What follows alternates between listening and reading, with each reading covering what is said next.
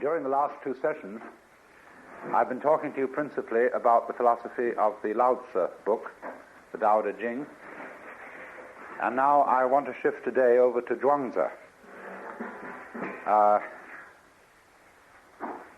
This Zhuangzi, so far as we know, lived about 300 BC, maybe a little earlier than that. And he is a very, very remarkable person because the Zhuangzi book, he's also, more exactly, his name is Zhuangzhu.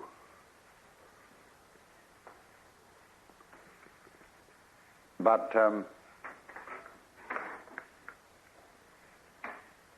his book, sometimes called simply the Zhuangzi book, is quite unique in the whole history of philosophy,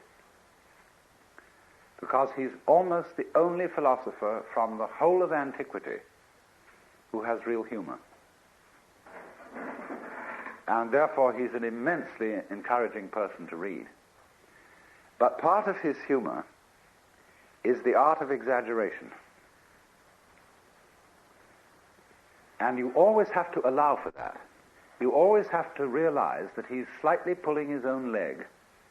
He is, as in a group of people who are enthusiasts for something, but have humor, you very often find that when they're talking among themselves, they carry their own ideas to ludicrous extremes and roar with laughter about it.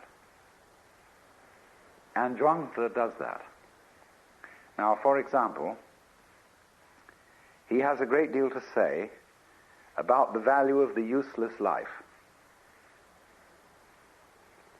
The whole notion of something of life, any moment in life or any event in life being useful, that is to say, serving the end of some future event in life, is to a Taoist absurd. Because nothing is useful at all. The universe is viewed as purposeless and useless through and through, because it's a game. More than that, game doesn't really convey the sense of this. When a Taoist sage is wandering through the forest, he isn't going anywhere. He's just wandering. When he watches the clouds, he loves them because they have no special destination. He watches birds moving around. He watches the waves lapping on the shore.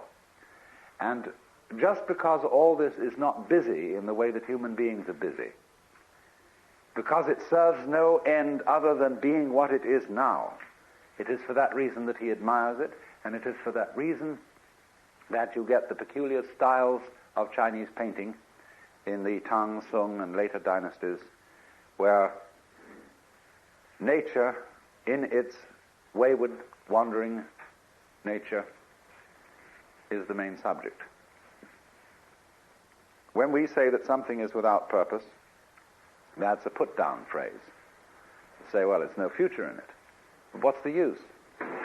No, we say, what's the use? And we need very much to realize that that question reflects our insanity.